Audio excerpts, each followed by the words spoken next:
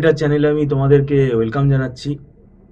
তোমরা যারা এই 2025 সালে ম্যাকআউট ইউনিভার্সিটি থেকে বিসিএতে অ্যাডমিশন নিয়েছো, ম্যাকআউট ইউনিভার্সিটি থেকে যারা বিসিএ করবে এবারে, তোমাদের 2025 সালের ফার্স্ট সেমেস্টারের এবার যারা ব্যাচ আছো, দেখো তোমাদের কিন্তু মানে এবছর 2025 সালে বিসিএ ফার্স্ট সেমেস্টার যারা স্টুডেন্ট, তাদের কিন্তু একটা নতুন সিলেবাস এসছে, নতুন সিলেবাসে কিন্তু পড়তে হবে।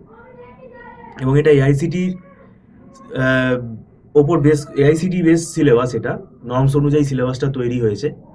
তো বিসিএ ফার্স্ট সেমেস্টারে আমাদের আগে যেটা ছিল, মানে এটা 4 বছরেরই কোর্স আমাদের এখন। এটা আগে আমাদের সি প্রোগ্রামিং আর ডিজিটাল ইলেকট্রনিক্স ছিল, মানে আমি কম্পিউটার সায়েন্সের পেপারের কথাটাই বলছি, কেননা ইন ডিটেলস সিলেবাসটা আমরাও এখনো হাতে পাইনি। এটা ইন ডিটেলস সিলেবাসটা নিয়ে আমরা পরবর্তীকালে আবার আলোচনা করব। তো আমি যেটা দেখলাম, তোমাদের ফার্স্ট সেমেস্টারে সি প্রোগ্রামিং তো রয়েছেই, একটা ম্যাথামেটিক্সের ফাউন্ডেশন একটা কোর্স রয়েছে। যে ম্যাথামেটিক্সের কোর্সটা রয়েছে, সাবজেক্টটা রয়েছে, সেটার যে কন্টেন্টটা আমি দেখলাম, সেখানে কিন্তু আমাদের ডিসক্রিট ম্যাথের ভেতর যে টপিকগুলো থাকে সেই টপিকগুলো আছে। যেমন সেট থিওরি থেকে শুরু করে function, relation, mapping, combinatorics, graph theory, তারপরে ম্যাট্রিক্স দিয়েছে। তো এটা ডিসক্রিট ম্যাথামেটিক্স হিসেবেই আমি সাবজেক্টটাকে ধরতে পারি। আর সি প্রোগ্রামিং রয়েছে অ্যাজ ইউজুয়াল।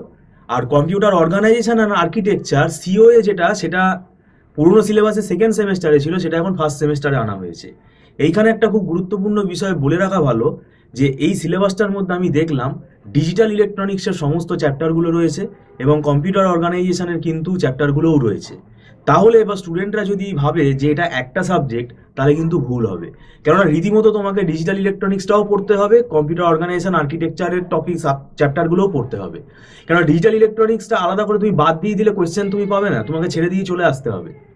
সেই জন্য এই সাবজেক্টটা তোমাদের মধ্যে অ্যালার্ট করার জন্য আমি বারে বারে বলছি, এই সাবজেক্টটা এখন যেটা নতুন সিলেবাসে এসেছে, কম্পিউটার অর্গানাইজেশন আর্কিটেকচার, এটা কিন্তু একটা সাবজেক্ট না, এর মধ্যে ডিজিটাল ইলেকট্রনিক্সও রয়েছে। তাই তোমাকে ডিজিটাল ইলেকট্রনিক্সও পড়তে হবে ডেডিকেটেড ওয়েতে, আর কম্পিউটার অর্গানাইজেশন আর্কিটেকচারও পড়তে হবে। মানে টোটাল ধরতে গেলে তোমাদের 4টে সাবজেক্ট। তো যাই হোক, এটা আমি তোমাদের বলে রাখলাম। আমাদের ইনস্টিটিউটে দেখো পড়া শুরু হয়ে গেছে। সিলেবাস পাল্টালো কি পাল্টালো না সেটাতে কিন্তু কিছু আমরা সেটা ভেবে আমাদের কোনো মানে সময় নষ্ট করে লাভ নেই, কারণ আমরা পড়া শুরু করে দিয়েছি।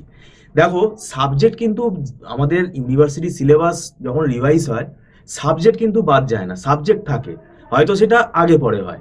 যেমন কম্পিউটার অর্গানাইজেশন আর্কিটেকচারটা আমাদের সেকেন্ড সেমেস্টারে ছিল, ওটা ফার্স্ট সেমেস্টারে এসছে। তাই এটাতে কোনো অসুবিধা হওয়ার কথা না, আমরা কিন্তু ফার্স্ট সেমেস্টার পড়াচ্ছি। তো সেক্ষেত্রে তোমরা যদি অনলাইন টিউশনে আগ্রহী থাকো, তাহলে আমাদের সাথে যোগাযোগ করতে পারো। কেননা এখন আমাদের কিন্তু খুব স্ট্রিক্ট হয়ে গেছে এই এক্সামিনেশন সিস্টেমটা, সিসিটিভি সার্ভিলেন্সে পরীক্ষা হচ্ছে, এবং সিলেবাসটাও আমি দেখলাম যথেষ্ট স্ট্যান্ডার্ড সিলেবাস, এবং সিলেবাসটা কিন্তু খুব টাফ হয়েছে। কেননা টাফ বলতে কি, তুমি যদি রীতিমতো না পড়ো এই সিলেবাস, কিন্তু মানে পরীক্ষার 1 মাস আগে ধরো তোমার ঘুম ভাঙলো, তাহলে কিন্তু মুশকিলে পড়তে হবে। কেননা সেকেন্ড সেমও আমি দেখেছি, থার্ড সেমও দেখেছি, খুব সম্ভবত থার্ড সেমেস্টারে যেটা এই নতুন সিলেবাসে যেটা থার্ড সেমে রিভাইজ হয়েছে, প্রবাবিলিটি অ্যান্ড স্ট্যাটিস্টিক্স সাবজেক্টটাকে কিন্তু আনা হয়েছে। এবং এটা আনা হয়েছে, আমি বলবো এটা খুবই ভালো হয়েছে। কারণ আগামী দিনে আমাদের যারা ডেটা সায়েন্স বা মেশিন লার্নিং নিয়ে যারা পড়াশোনা করতে চাইছে, এবং আমাদের সেমেস্টারে যদি মেশিন লার্নিং থাকে, তাহলে কিন্তু স্ট্যাটিস্টিক্স খুব গুরুতর, মানে রীতিমতো স্ট্যাটিস্টিক্সের নলেজ থাকতে হবে। সেই জন্য এই সিলেবাসটাকে কিন্তু আমি ওয়েলকাম করছি। সিলেবাসটা খুবই ভালো সিলেবাস, টাফ সিলেবাস। যদি ঠিকভাবে পড়া যায় তাহলে সিলেবাসটা কিছুই নেই, এবং কিছু বাদও যায়নি, বরং কিছু নতুন সাবজেক্ট এখানে এসছে। এটাতে ঘাবড়ে যাওয়ার কোনো ব্যাপার নেই। হাতে সময় আমাদের খুব কম, কারণ ফার্স্ট সেমেস্টারের পরীক্ষা দেরি, মানে খুব সম্ভবত হয়তো জানুয়ারিতে হতে পারে, আর যদি পেছায় তাহলে ফেব্রুয়ারিতে হবে। ফার্স্ট সেমেস্টারের পরীক্ষা তো মার্চে যাবে না। আর ডিসেম্বরে আমাদের এটা হবে কিনা সেটা আমরা অবশ্য নজর রাখছি ইউনিভার্সিটির ওয়েবসাইটে। তো ব্যাপারটা দেখো জটিল হয়ে গেল একটা দিক থেকেই, সময়টা খুব কমে গেল হাতে। কেননা এখন অক্টোবর, নভেম্বর, ডিসেম্বর, এই 3 মাস আমাদের হাতে রয়েছে। তো যাই হোক, তোমরা যারা ভিডিওটা দেখছো তারা একটু তোমরা খোঁজ খবর নাও, তোমরা একটু ওয়েবসাইট ফলো করো। এটা আমরা জানতে পারলাম স্টুডেন্ট মারফত।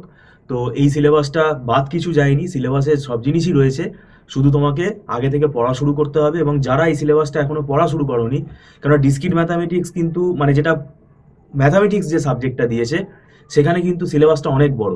কেননা কম্বিনেটরিক্স আছে, তারপর set theory, relation theory, function, mapping, matrix, graph theory এই করতে করতেই তোমার 4-5 মাস লেগে যায়, তো সেটা কিভাবে সম্ভব? সেই জন্য বলছি তোমরা এখন থেকেই কিন্তু পড়া শুরু করে দাও, না হলে কিন্তু খুব প্রবলেম হয়ে যাবে। ভিডিওটা সম্পূর্ণ দেখার জন্য তোমাদেরকে আমি ধন্যবাদ জানাচ্ছি। Thank you so much.